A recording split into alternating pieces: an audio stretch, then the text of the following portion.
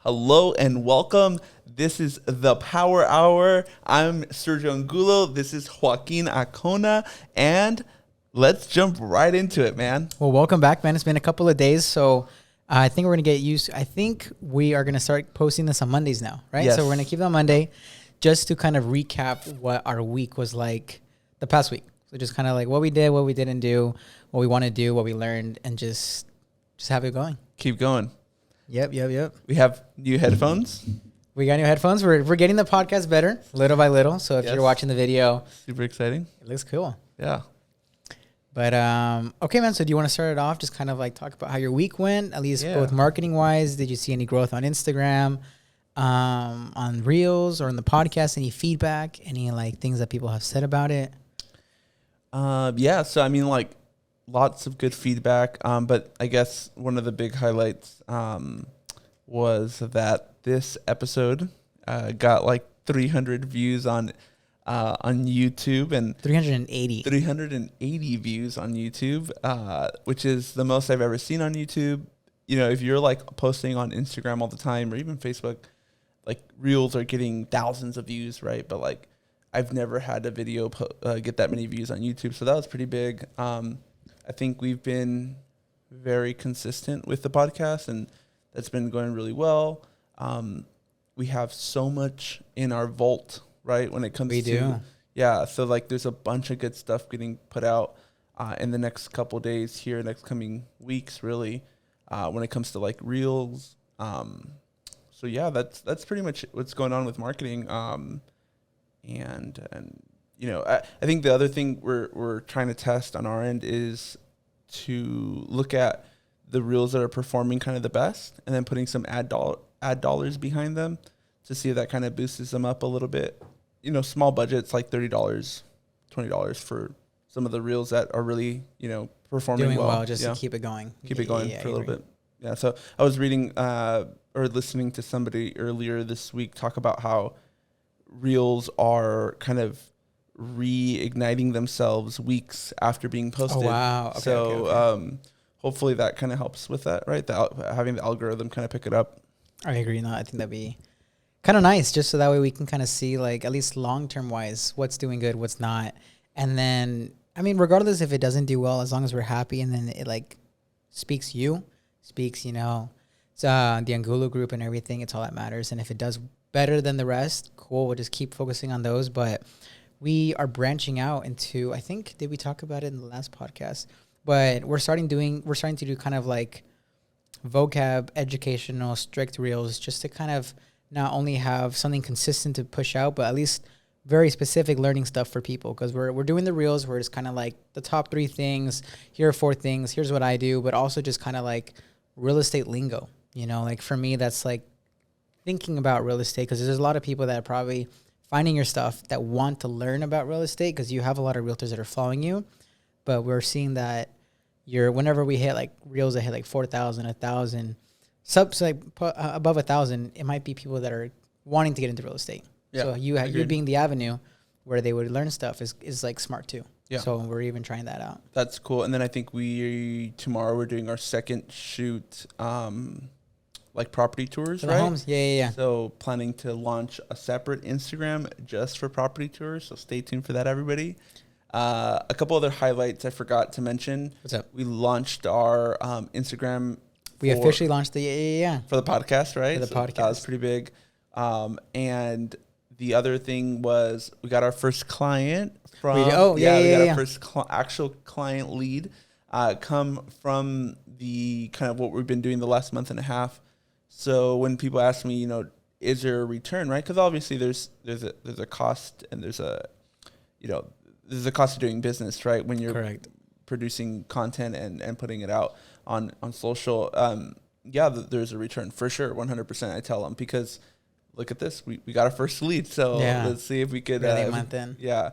So that's pretty exciting. That's what kind of the highlights of this week. Super cool. Yeah. So let me see. Looking at the notes. Other stuff. Oh, and then going to real quick, touching on the videos that we're doing for homes now. So we're switching it up. So before we were trying to do it on like the main filming camera, like the one that we're shooting the video the YouTube video for it. But just for the sake of convenience and also just to kind of test it out. Yeah, just we're gonna start shooting on an iPhone, right? Yep. I think it's gonna make it easier. It's gonna make it faster, easier, and then just smoother experience. And I think particularly like we're trying to get homes that are like above $1 million, right? So we really can't be at the property for too long. We have like a very set amount of time, and we're trying to get at least 3 to 4 per day when we go out and shoot them. So we're changing to iPhone, and we'll see how that kind of works. Yeah, and if it doesn't, we'll go back to it. But I'm pretty sure. The vast majority of other people that are shooting reels are on their iPhone. I see like people that are shooting like in Texas or another place where they're shooting mansions. That's when they're shooting on like big budget cameras. But like for the majority of it, and just so that it's trending, it's all iPhone. So as long as we're filming it better than the rest, and it still looks great because iPhones are just amazing these days. Yeah.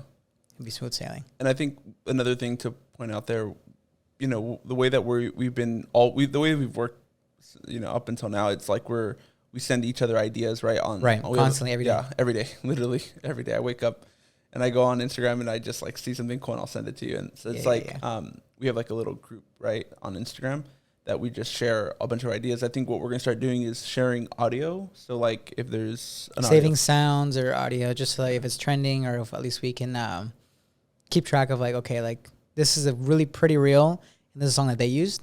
Yeah, we should do it too. Totally. Yeah, so that's going to be another thing that we're kind of changing up. And in terms of marketing, I think we've also actually been sending emails. So we have a very large database of like 14,000. Now it's up to 14,000 contacts. Yeah. So we sent out did we do the launch party last week, or was that the week before? No. That was the week like before. 2 weeks ago. 2 weeks ago. Okay, gosh. Well, we did it when we did the launch party. We sent an email to everybody with a link to join the live, right? And then every episode that we've launched, we've sent it out to all our contacts, just that email, like episode number 2 or whatever. Here it is. Here's a link to the YouTube page. So we've been seeing good results on that. A lot of clicks. Let's touch base real quick. Let's talk about at least the complexity of the podcast. The first 2 weeks, it was kind of like really just easy to kind of like because the first guest, we thought it out really long. Yeah.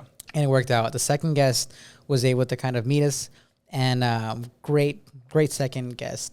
But now that we're trying to move on, it's been so difficult to plan everything just because we have so many people that we're reaching out to, and everyone's schedules is busy because, we're trying to go for people that are very impactful, that have great insights and everything. And we're quickly, it was a huge kind of like door slam in the face to huge slap in the face to kind of realize like we can't ask people like a week in advance. Yeah, totally. That's been a big one. I mean, for us. But lesson learned, we're. Lesson learned, 100%.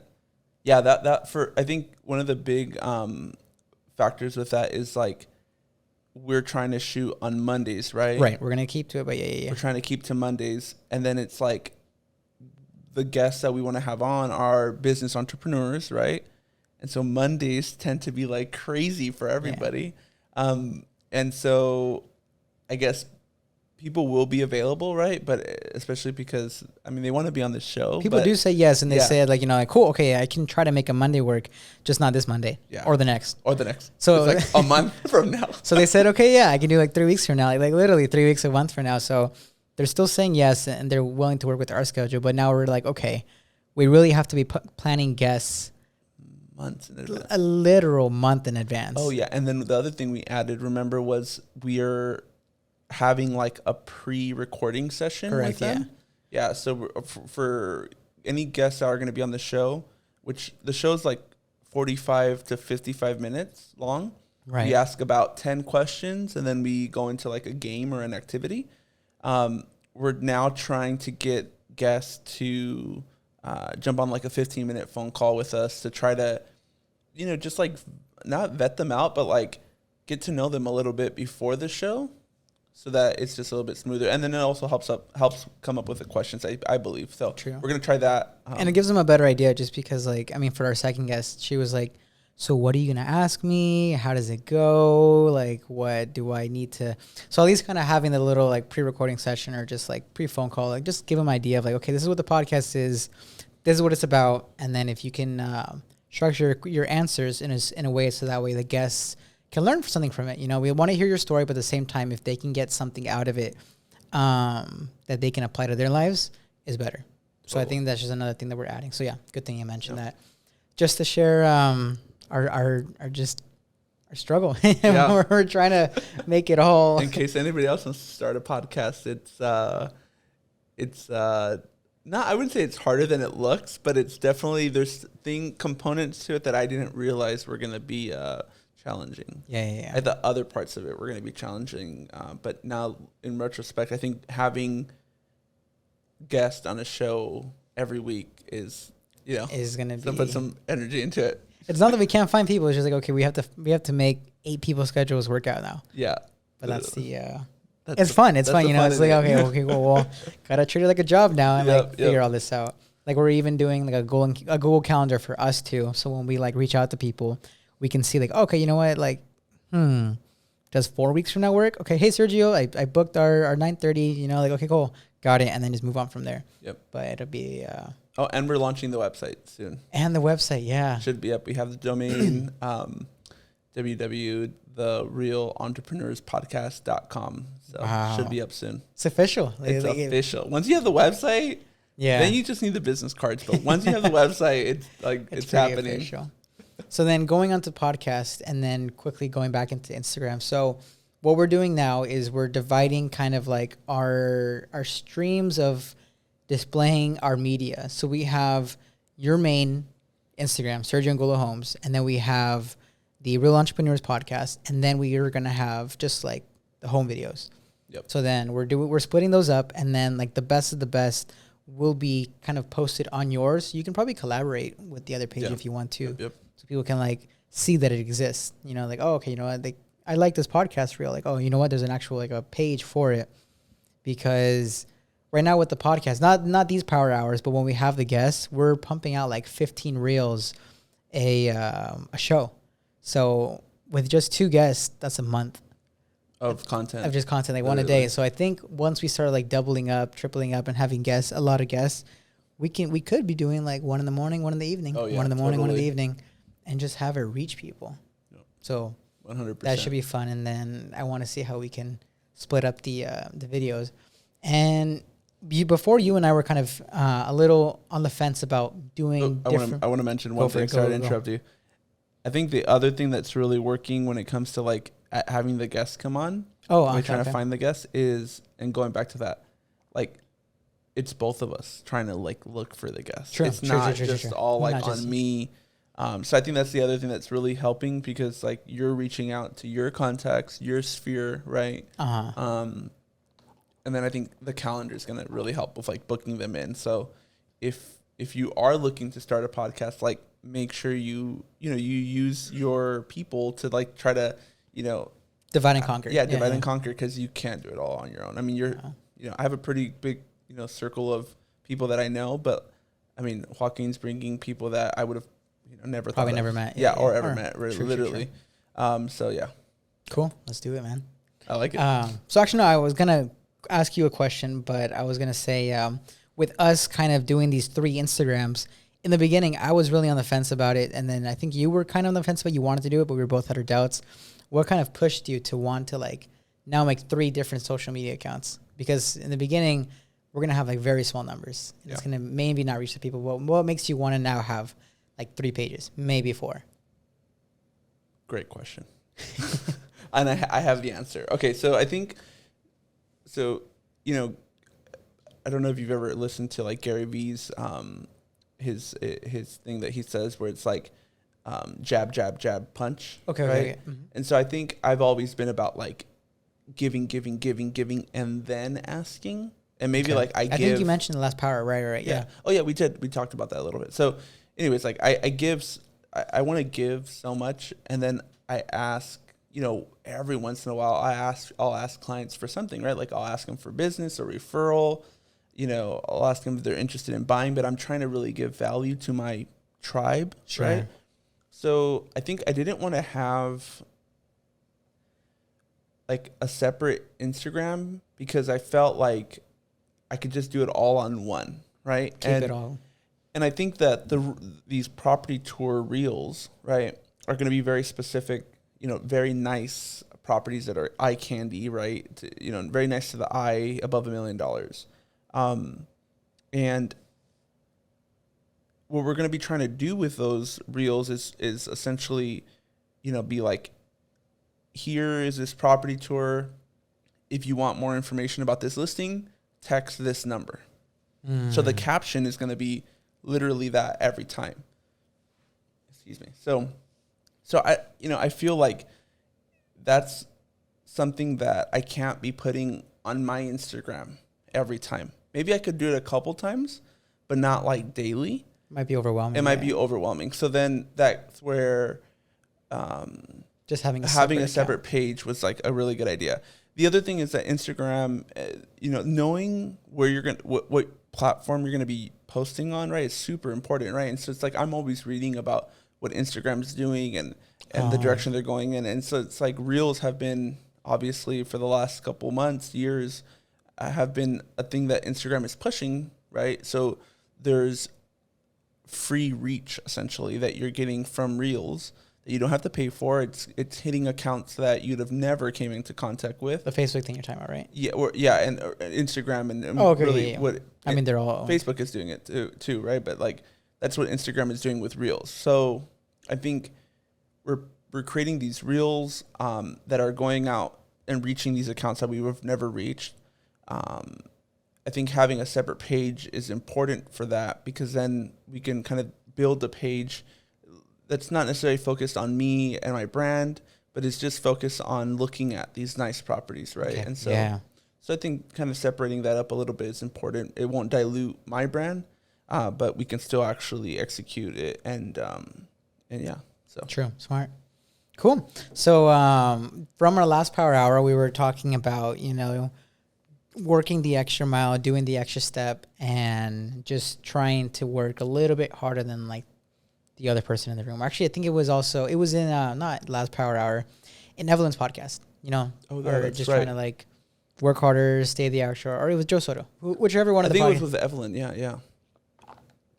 Just wanted to see if you can enlighten us a little bit on the story that I had written down for. I think it was like the Monday after we filmed the power hour, but I have it right here about the harbor worker.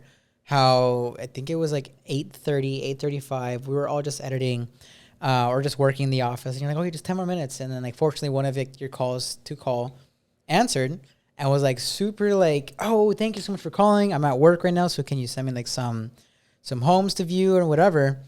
And you're like, okay, cool, awesome, perfect. I have a potential lead or potential client and everything. And then the next guest, the next person that you called was like, well, hello. And you're like, hi, Sergio. Hi, this is Sergio Angulo. Just wanted to give you a call. And then, boop, they like hung up on you. Just completely clicked. Yeah. Yeah. So, I mean, I always call, like, agents ask me, what is it? Like, how do you make the business? How are you like so successful in such a short amount of time in real estate? And I think I attribute it to just that one thing, right? I mean, It's like pushing just a little bit more, right? Mm-hmm. Doing more than that other person in the room, whatever you want to call it. I mean, pushing yourself to really hit your goals, right? And do something great, right? And really just going home every day knowing that you gave it your all, and that you had nothing else, you didn't have any more inside of you that you can give. Having that feeling is what helps you get to your goals, right? Helps you really reach some heights that you've never imagined, I think. And so for me, there's like that last hour in the day where you really need to push yourself to take it to the next step, right? When you're doing 10-hour, 12-hour days, and you're right? like you were at the office at 8:30. Literally, we left at 8:45 p.m. Like, oh my god! Yeah. And so it's very easy, I think, for someone to just say, and like we did. Okay, so that day, right? I worked all day, and then around I think 6 o'clock, I came back from an appointment, and we jumped right into shooting reels, right? I shot like 25, 26 reels. 26 reels, right? And then at like 8 o'clock, right? I have a rule where I stop calling people after 8:30, Okay. right? So it's like a hard stop at 8:30. So we stopped at 8 o'clock the reel. So we had 30 minutes for me to call about 50 people that I had to follow up with. So I just got the phone and I just started dialing like crazy. Like Chris was in the room, you were in the room. I just kind of like, almost forgot that you guys were there. And I just started calling people, right? Because I had to hit that goal. Right. It would have been really easy for me. I mean, I was exhausted, right? Like just to be like, you know what? Tomorrow. I just leave it for tomorrow.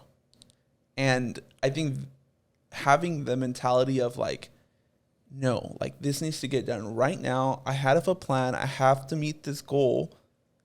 I need to hold myself accountable, and just doing it, right? I think it's super important. And then the other thing is like, there's a time where, like, whenever you're doing anything as a business person, like, or just as a regular person, I guess even like if you're an employee or whatever, right? It's like you have a time to set up, and then you have a time to cool down, right? Okay. And so like your setup time to get yourself going, for me, it's like really lengthy. Like to get me going and get me focused, it takes me about 15 to 18 minutes. Okay. Right? Where there's some people that it might be like 2 minutes and they're like going.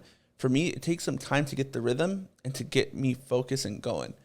And so once I get myself going, if I can just keep pushing a little bit more, right? And do that one extra step, that one extra call, take that, send out that one extra email, like there's a way higher return on my investment because then I don't have to, finish and then start back up again and then get going again. Because in this business, it's a numbers game, right? Real estate, and in most businesses, but real estate specifically, it's a numbers game. The more calls you make, the more emails you make, the more appointments you go on, the more money you're going to have in your bank. That's so interesting. Period. Yeah. That is what it is, right? So if every day you can do, you set your setup time is 15 minutes and then you run through it, you do 2 hours of cold calling. If you can hit an extra 30 minutes or 15 minutes to that 2 hour goal that you have, I mean, those extra 15 minutes it's like doing almost like an hour worth of work because you don't have to now set up. Oh, I see what you don't mean. have to keep running, right? So that's the way that I look at it. And I always tell agents, just try to push through that one extra couple minutes of just like, you're already there, just do it, So, yeah. Dang. Super cool. So, I mean, that's great segue to our next topic about just motivation. So this whole week, we've been kind of just trying to figure out how can we just get motivated to be on top of the camera. So the last power hour, we definitely talked about trying to be more motivated, trying to be more confident in front of the camera when we're shooting the reels and we're just having a much smoother filming process. And I have written down that we agreed, the three of us, because in the office, Chris, you and I were talking about, I think the biggest way for all of us to get motivated to be filming and everything is, and I quote, looking good. Just not only physically looking good, but like feeling like you look good. Yep. Right. So I think one thing that we're really going to try to do now, or we're holding the three of us accountable, is going to the gym, eating good, and then just like, yes. So what's your little take on that, on having your motivation literally just being like physically fit? Yeah. So I think super important, right? I mean, if you don't have the energy to work hard, and if you don't have the energy to, if you're not feeling good, you're not going to put out good product, right? So now that we're doing social and we're doing videos and creating content, like I really think the gym is going to be a super important part to that because it's just going to help me feel better and have the energy to do some good work. So yeah, that's kind of my take on it. I mean, I'm excited. I'm looking forward to this week where I'm going to be super consistent. You're right. I've missed like 1 or 2 days like 2 days exactly during the week. But my goal is 5 days a week, bare minimum, 5 days a week. Hit the gym. Food, we've been doing really good. So food, we've been, really on it. But I think hitting the gym and just like different. Actually, this time around, like I've gone to the gym before and I was like all about it, and then COVID happened. But like, but you know, like I think the gym, this time around, I have just a different take on it. The way that I'm seeing it is like it's time for myself. You know? Oh, okay. Yeah, You know, yeah. it's just time for me. Like I'm really enjoying just. I'll put on like a really good podcast and I'll just listen to it and, you know, trying to get away from real estate a little bit and maybe just like learn something different, right? Just listen to something that's just a different topic. So yeah, that's my take. Cool, dude. I mean, What about yours? How's the gym looking for you? Super inconsistent still. Which is okay, right? I mean, yeah, it's okay. For me, I just kind of look at it like, especially with the whole setup time that you mentioned, like, you know, that's an hour at the gym plus like the 15-minute drive there, 15-minute drive back. So an hour and a half. That's an hour and a half I could be doing to be editing or to be like working or catching up on stuff. Just because I always am trying to prepare for when like the next batch of like filming comes or all that kind of stuff. And also, I just want time to breathe. But I feel like me trying to push, especially, you know, our reels to always have something like pending to not only be posting, something pending to be editing, something pending to be filmed, trying to like just always be moving and editing and working. I'm like, oh, I'll just go to the gym another time. But it's just an hour. I think about it, you know, it's really just an hour. And then the analytic that I used to just like preach when I was in COVID. It's like what, 8% of your day? Like an hour at the gym is only 8% of your day. Like you still have, what is it, like 16? 16? Yep. 16 or it's like, no, it's 8%. So 100 minus 8 is 80. Math. Well, you have the rest of the day. The rest of the freaking day. Have the rest of the day to be. So I think like I mean, literally 92. There you go, 92. I think literally what you're saying, Joaquin, is exactly my thought process before, right? Like, I just, you know, an hour and a half at the gym, that's an hour and a half away from my clients. Yeah. You see, like, for me, it was the same thing. It was like, I need to help my clients. I need to help them reach their dreams. Like I've had clients that just like are crying in tears because whatever, like they need to move and they need to purchase a property or they need to sell or something's happening, right? And it's like they need me. And so that I take super serious, right? And for me, it was like I can't give up an hour and a half of my day. If I'm doing 12-hour shifts, you know, I wake up, I'm working, I'm in the office at 8, and then I'm, you know, going to, you know, leaving the office at 8:30. Like, I don't have any more time to do anything else, you know? So I think realizing that you create a better product, right? You provide a better service when you're feeling good and when you have the energy to do it. And you see the gym as an investment in you and you, yeah. You've already given yourself 92% of your day to work and sleep. Yeah. And so that give me 8%? That what's 8% exactly. Yeah. So that's my take on the gym. Nice. So from the last time that we talked, you recommended me to listen to a podcast by Tom Ferry, and it was with the guest. Her name was called Taya. I forgot what her last name was. Do you remember what it was? Taya. If not, it's okay. I can't.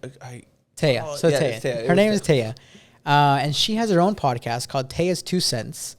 And I listened to it. I was a little bummed. It was only 30 minutes because it was so freaking good. Like, it was so informational. And they just talked about like her social media journey, but it's been a little bit different because she has a podcast. She has her business, and they kind of go hand in hand. Like, she used to do like long form content, had to adapt it to short form, and she's still doing just as good. But so if you want to listen to it, go do it. I think I learned a lot. So I even wrote stuff down for this little power hour to talk about.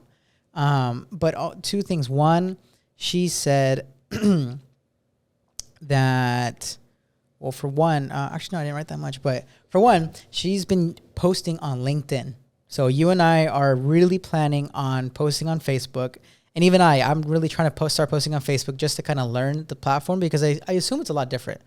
And they're both owned by Facebook, but Facebook is catered differently, whereas Instagram is really just for trending stuff and like, correction, they're owned by Meta. Right, maybe, yeah. Now they're both owned by Meta. Yeah. But Zuckerberg. They're owned by Zuckerberg. They're owned by Zuckerberg, yeah. Exactly. But one so interesting thing was to be posting on LinkedIn. Because if you think about it, no one's on there. As far as I know, like no one's treating LinkedIn like Instagram and Facebook. So is that something that we'd want to pursue? And if you've already looked into it, what's it like? Like what can we add there? Or what can like the typical person, especially us, do on LinkedIn? Because it's really just to kind of connect with other business people, right? Yeah, I mean, it's to connect with professionals, right? So, you know, what's really interesting about, well, let's start off with Facebook, I think. Facebook and Instagram, super similar, right? Almost exactly the same in terms of how you're posting and everything. All of the networks right now, all of the social outlets right now are pushing video. So that's the one thing that I've seen across the board with all of them. They all give you an option now to post short form content, right? But when it comes to, you know, Facebook, the biggest difference I think is you just have a lot more options of how you want to post that content and how you want to get it out, to your consumer, to your audience. When it comes to LinkedIn, on the other hand, again, just for professionals, right? But you can still post videos. The one thing I see on LinkedIn is that you have like mega fans. That's the difference from Facebook and Instagram, I think. If you're on LinkedIn and you're like, you know, you're interacting with people, like, or your audience or your followers, I guess, you're really dedicated to that post that they're putting out. You're on it for a lot longer than you are on Facebook. So on Instagram, it's like seconds. Facebook, Instagram is like milliseconds. Facebook is like a couple seconds. You're on a post. LinkedIn, you might be on a post reading something or paying attention to a blog that someone's just written. You're there to read for a couple minutes on someone's post. And so that's a real big difference. You might not get as many people on there, but the ones that are on there, they are listening. Wow. They are active. And so I've been posting on it. You have been? I have, yeah. That and Pinterest, right? Yeah, and Pinterest hasn't been doing that great. I think just because of the type of content that we're creating. I agree. I think once we create the aesthetic, the pretty stuff, pretty stuff that we call it, the pretty eye candy homes, you know, that we're going to be shooting at. That's going to change a little bit, but like LinkedIn, totally. And what really does really well on LinkedIn, it's not like the stuff that's like, you know, like this is how you get pre-approved. Like these 3 steps to get pre-approved. It's not the stuff that gets pushed to that we're creating for the consumer. It's the stuff that we're creating for like other realtors. Like this is how you become a realtor. The entrepreneur stuff really does well on LinkedIn. So I feel like we're gonna have to be a lot more specific, right? Like if you're mentioning that people will spend a lot more time on the one post, it does not make sense to just be posting everything, because if not, they might just even give up on our stuff. True. So I mean, I don't know that you were already on it, but if we do like decide to like spend like 100% effort on it, we'd have to be very specific, right? And they maybe even create content just dedicated to that for LinkedIn. Wow, that's exciting. Longer form. Maybe you know, have Chris start writing up blog post. You know, on link back to the website, stuff like that is an idea for sure. Let's definitely do it. Cool. And then, so another thing I wanted to talk about with you, and then also just have people who are listening just kind of hear us out, is I'm studying marketing management.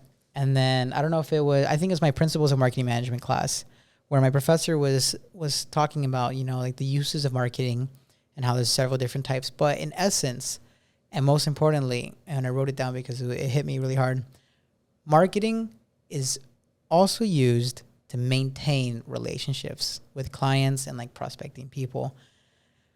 What do you think about that? Like, so it's not really to like get new people. So it's used to get people. It's also used to like reach out to people. It's also used to maintain relationships. You know, like sometimes people just like might forget about you, or to maintain credibility, or just to kind of like still keep your face out there.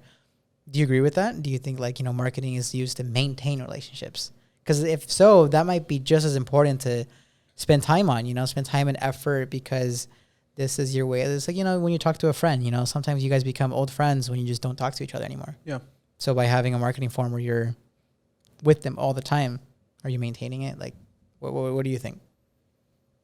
So I think, you know, perfect example, it's like, why does Coca-Cola, you know, advertise at the Super Bowl every year? Mm-hmm. Right? Like everybody knows Coca-Cola, right? And Budweiser, yeah. And Budweiser, yeah, another example. Like everybody knows them. Why do they continue to drop millions of dollars on a Super Bowl commercial, right?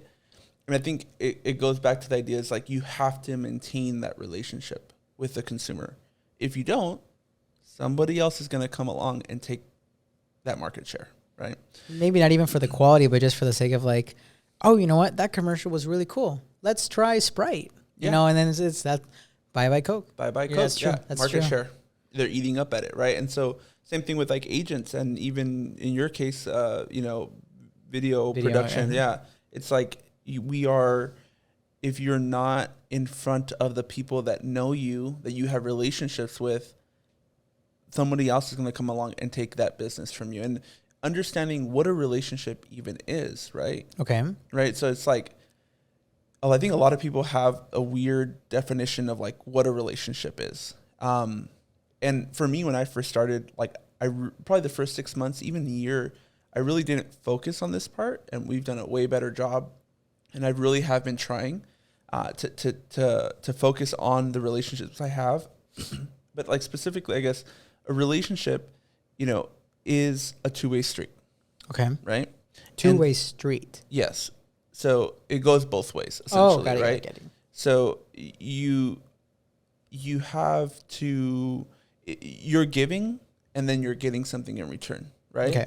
And so when you're talking to somebody and you have a client and you're giving them content, you're giving them info, you're giving them value, they're going to give you something in return, either a like on Instagram, right? Or a comment, right? Or a follow, or maybe they send you a referral.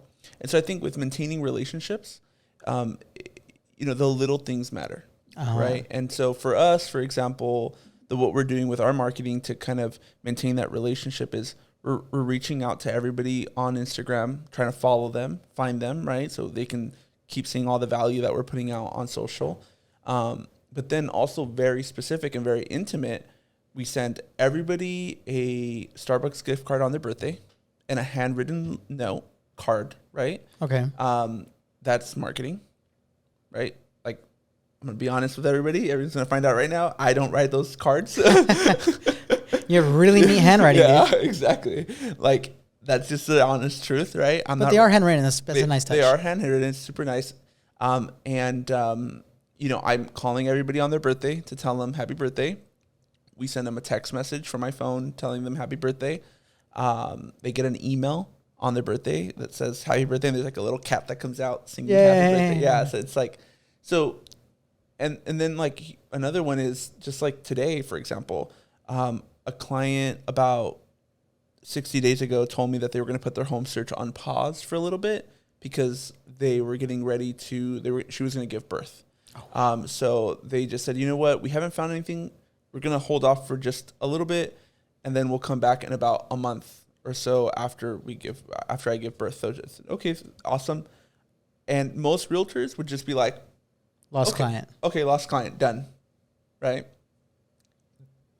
I would say 10% of the realtors would probably maybe go on to some type of calendar, and a month from then, or CRM, right? And then a month after they give birth, call them and be like, hey, you gave birth. Are you ready to buy a house? Right?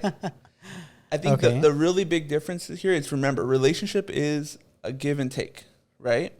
And so you have to give. You can't just keep taking. And the way that you give is by paying attention to the little things. And so what I did was, on my CRM, I put a reminder for me so that a week after she gave birth, I reached out, which was today. Well, a week. So Wow. Okay. Yeah, so I had to reach out today because it's been a week. And I reached out and I said, hey, hope the delivery went well. Hope you're doing, hope everything good. I hope everything is going really well. Send me your mailing address so I can send you a small little just gift for the newborn. That was it. I didn't talk about real estate. I didn't say, hey, in 3 weeks from now, I'm going to be calling you again to ask you, are you ready to buy your house and for me to make a commission, right? Like, I didn't bring that up at all. It was just very natural. The response was, oh my gosh, Sergio, thank you so much for reaching out. They sent me a picture of the baby and they just were super grateful. Wow. And like, I'm doing it from a very genuine place. Like, I really care. They're a young couple. I'm happy for them, right? They have a beautiful baby boy. But like the other part is, like I use my systems to remind me and help me with that entire process, right? And so I use my CRM on their profile to put a reminder for me to reach out to them. I also put a reminder on there for me to reach out to them 30 days from now to call them and ask them if they want. Realistically, yeah, that's the whole right? point. I mean, we're here to make money, right? So, but yeah, I think in any relationship business, and every business is really a relationship business. Doesn't matter if you're selling Budweiser or Coke, or if you're selling real estate, or if you're providing photography services, right, or video services. So it's all relationships, and if you don't know how to maintain your relationships with your clients, you will lose them. Period. Somebody else will come in and eat up that market share. Yeah. So yeah, I mean, marketing can be used or should be used to maintain a relationship, man. Wow. Yeah. I didn't think about it that way. I mean, like, I always thought about a way to just kind of like find people, like find new things, or like reach out, or it's kind of. Well, it is, right? Yeah, I know. I say like I always thought it was just that, but it's like once you find them, how are you going to maintain that, right? Exactly. Like, and it it's just, it could even be like, it could also be very heavy, like marketing, right? I mean, it could be a video that you create to all your clients that you're targeting on Facebook, just to your past clients. That's like, Merry Christmas or Happy Holidays. I know if you've ever worked with me, thank you so much, and I hope you have a very blessed holiday season, right? Like, if you don't do that and you're always just asking for business, that's a one-way relationship, and you don't want to do that. And so, I mean, I think it's important to recognize that it's not just marketing is not just ask, get new business, then you just seem like someone that's just interested in yourself, right? I mean, have you seen those commercials from Coca-Cola where it's like the commercial's not about Coca-Cola at all? Oh yeah. It's like about like, you have someone like running on the beach or something. It's like lifestyle, right? Yeah, true. And so that's giving, part of building up their relationships with their consumers, right? Hopefully they're connected that way. They're connecting to them, and they're showing them like, this is a lifestyle we admire and we aim for you to have, almost, right? So it's not like drink Coke. It's like, look at this nice. If you live like this, you'd want to drink Coke. Yes, exactly. Yeah, got it. Which you don't want to drink Coke if you want to live like that. If you want to run, don't be drinking Coke. And it's funny you mentioned that, because it's so true. The realtor that helped my family buy our home, to this day, every Thanksgiving or one of those holidays, she brings a pumpkin pie every year, and just like puts a little, like, her little business, her like little kind of like postcard. It says like, Christy Ladia, thank you for being. Thank you for helping me with your home buying process, and happy holidays. That's it. I mean, it feels good, right? Yeah. It's like someone thought about me. Still thinking about me, like 6 years later, like, wow, still getting a pie. For me, I'm like, yes, food. Food, pie, sugar. Thank you, Christy. But yeah, it's important. So a good topic here. I like that. And so right here I have written, actually you wrote something that I want to see if you wanted to quickly talk about, because we did put it in our notes as something you wanted to talk about. So yeah. what do you want to say about like that? for me, the big thing, this week, kind of like what I was, throughout the week, I'm kind of thinking about like what topics I want to kind of hit on and what I want to touch base on. This week, what really stood out, and you wrote a lot of them down on our little notepad here, but the one that I wanted to talk about was mindset. Okay. And how it really affects every single day, right? If you don't have the right mindset, you're really going to be pushing against the current, right? So, and also, I think mindset, if you have the right mindset, you can actually start building a sustainable business on top and kind of have the building blocks, right? To build a sustainable business. So, mindset is, I think, super important. I want to talk about it here. Sure. Got it. So what do you think about mindset? I think it's like a reminder, like why you're doing what you're doing, and like the commitment side of it. Mindset is there was a saying that I read about, like, 'cause, the whole like going to the gym. I'm on like gym TikTok where you're like just seeing a bunch of inspirational stuff. There was like the person that wants to go to the gym will never be as successful as the person that's committed to going to the gym. So it's like, it's the mindset about that, like, and it's so cliche, but like, you're not always going to want to go to the gym, but if you like force yourself to go to the gym, you're going to go, like, and later on you'll be grateful for it. Like, halfway into the workout, you're like, okay, cool. But if you wake up and you're like, yeah, I wanted to go to the gym today, I feel great, like I slept good, yeah, it'll be good timing. It's not always going to be like that. And I heard a very short story. I'll sum it up real quick. But there was a story about this dude who was like 280 pounds. He's overweight. He's like my height. He's like 5'10", so like 280 pounds, very overweight. And he decided to start going to the gym, but, just by himself. No coach, no trainer, no nothing. But he said, you know what? I want to be committed to go to the gym. And so to start doing that, all he did was, you know what? I'm just going to show up. That's all I'm going to do. So, and apparently it's all part of the story, but he would go to the gym and just do like 10 minutes and leave. And then go again next day, drive 15 minutes, go there for just 10 minutes, just one like little set of push-ups and like, I don't know, like a machine, and then go home. That's it. Until he got to the point where it's, I have to go to the gym. Like that's becoming his mindset. I have to go no matter the time, no matter the workout, no matter what it is, I have to go because it's in my schedule and it's what I'm committed to. So then after he started going for 10 minutes, then he bumped it up to 30, an hour, whatever. He lost like 160 pounds, like it's everything. Oh. Not because of his routine or what, just because of the consistency and commitment he had. Commitment to his calendar. Yeah. Right? Like, I think being super committed to your calendar is so important. I think there's so many people that just don't have like a commitment to their schedule, and we have such a limited amount of time every day, right? And so if you don't have that commitment, it's very easy for you to say, yeah, I want to do this, I want to go to the gym, but if it's not like I have to do it at this time and I have to get it done at least today, right? If I'm out of the gym by 8, it's done. It's done. Doesn't always have to be like that. Yeah, doesn't always have to work that way. So, yeah, that's crazy. That's a good story. Yeah, no, I for me, mindset is one of those things. I guess taking you back to the question, right? Mm-hmm. Mindset is one of those things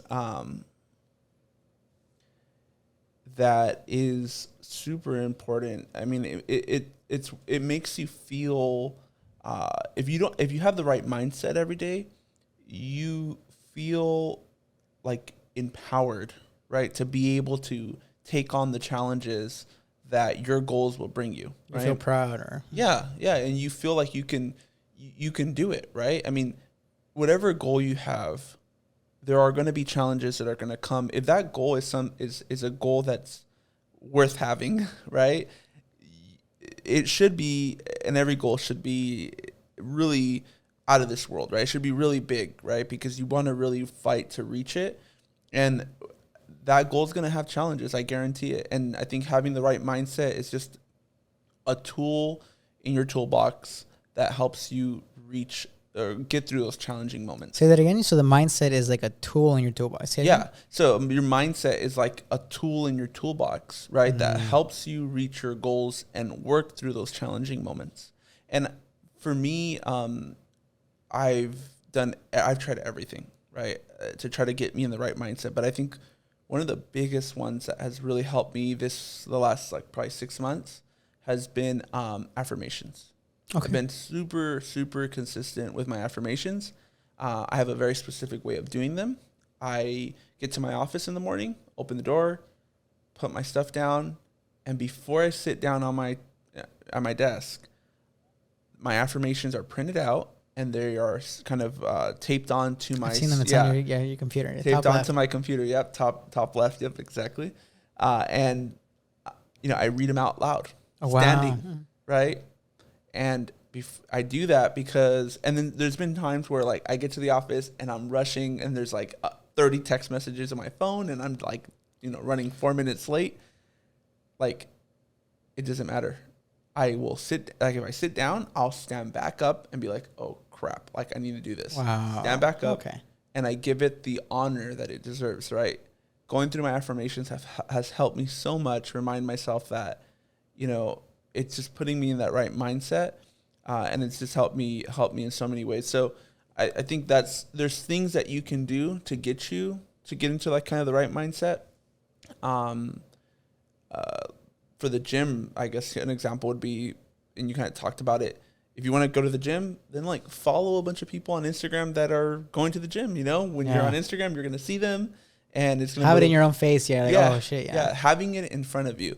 And so that I think, and it goes back to like, if you want to get in the right mindset, then be around people that are, in the mindset that you want to be in. Right. So it's like, have those things in front of you and around you. And it's super important. Dang, dude. Yeah.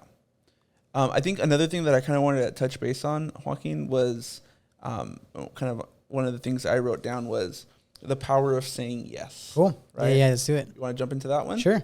So, the way that we met, right? I mean, we met through NAREP, right? NAREP Los Angeles. NAREP is a trade organization that is for Hispanic realtors, right? And I'm a director I'm director of sponsorship for the organization, and I just joined this year, and it was such a great. It's been an amazing experience. It's been an honor to be part of it, and when I got invited to it, it was in a moment where the market was crazy. We had a bunch of clients. We had just started a team. We had a bunch of like new hires on the team. And I was stretched really thin. Wow. And I really asked myself, is this something that I should take on, right? I'm limited on time. Should I really do this, right? And I forget who it was, but somebody told me like, just do it. Just say yes. Who said that? I don't know. But thank you. I think it was Chris. But, he just told me, just say yes, Okay. Just do it. I mean, what's the worst that can happen, right? You're limited on time, right? And if you say yes and then you go do it and you see that the return on investment, right, your time and what you're getting in return from being part of this organization doesn't pan out, then you just stop doing it. Mm-hmm. Right. And I think it's like that with everything. Even everything from clients to your personal life, like you just need to say yes more. And if I think for me, NAREP specifically, the organization, I've created some amazing relationships with some amazing people, came into contact with just really good group of individuals, nice. Professionals, networking wise has been great, and it's been fulfilling. I feel like I'm part of something, right? But probably the biggest thing that I've got in return on my investment, right, for my time has been meeting you, right? Ultimately, and I say that in all honesty. I mean, thank you. I think who's Gary V's guy? Gary V has he has somebody on his that he met. Oh, okay. What's his name? It's Gary V's video guy. But like everyone needs a D-Rock. That's his name. D-Rock So is his name? Shout out D-Rock. Yeah. So like, Gary Vee has D-Rock. And it really, I think D-Rock is someone that just takes it to the next level. He really cares. Gary Vee always says it. Like, it's someone that is super passionate about video. He always has a camera in his hand. And he's just all about it, right? About the content, about the creation, about the product, right? And putting out great work. And I think you have so many of those qualities. I think there was even like a Craigslist ad that I follow D-Rock as well. Oh, really? D-Rock posted a Craigslist ad from somebody where they literally put the ad that says, looking for a D-Rock. So I guess they were looking for like a video person, right? Sure. And so, I didn't know he existed. Yeah, honestly, finding you through NAREP because you were doing video for NAREP has been such a blessing. You really have helped me kind of really see not only the value in content creation, but really made me feel comfortable getting on video, and you're just all in, right? Yeah, and so I think that's the one thing I want to talk to the audience about. It's like, say yes more. If you find yourself saying no so many times throughout the day, just try to change it up. And it's difficult because sometimes you say, is it worth it, right? But you would be surprised. Sometimes the things that you think will not be worth it are the ones that are the most valuable. What if it could be better than you expected? Yeah. What if? Yeah. Yeah. Exactly. So have you ever come into that kind of a dilemma in your life where it's like, should you say yes to things? And just thinking it straight off the cuff, not that I can think of. I definitely think that especially because my whole life I've been like Boy Scouts and everything, and it's always been better to say yes than to no. Like it's always to be the helping hand than like the I'm okay. You know, yeah. But so go ahead. Are you like? Is that something that you got from Boy Scouts, or is it like something that your parents kind of instilled in you? So just to kind of sum it up real quick, I think we're getting close to the end of our power hour. But when I was in Boy Scouts, my dad was kind of like an assistant leader or whatever.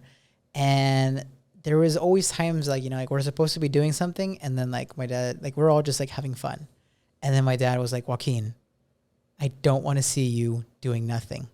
Not because I don't want to see you. I don't want other people seeing you do nothing. And I'm like, why? He's like, because it's better to be seen doing something productive. And I'm like, at first I was like, yeah, that's so right. That, you know what? Yeah. You know what? Okay, cool. So like, I'd always try to be productive in Scouts, like, for our community service projects, like while we're having lunch, I'll always try to be like the first one back into it, or I'll try to get there early, or try to be the one that's like putting the most effort. And I think just learning about like the positive reinforcement that gets you, especially like the good, not reputation, but just like the good respect that people have, is encouraging, and it like ignites you. And by seeing opportunities, seeing anything as an opportunity, any situation, any problem, any outcome as an opportunity, is a great way to kind of say yes and just like want to do it. Because like, as I mentioned earlier, you don't know how good it can be. What if it turns out better than you expected? So by always saying yes or wanting to do more, for me, my saying yes is wanting to do more or trying to do other things, is what I've seen has always been super beneficial. Like the whole point of how I started photography was because as like the photo editor in chief of my yearbook, I could have just been editing photos all day, and like I'm the photo editor in chief, but I decided to kind of throw myself into like football games and like school events and whatever.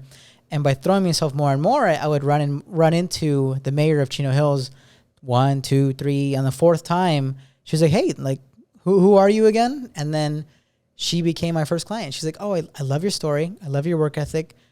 I have an event. I have a campaign event next week. Would you like to be my photographer?" And I'm like, "Oh my God." Yes, question mark. Like, yeah, can I?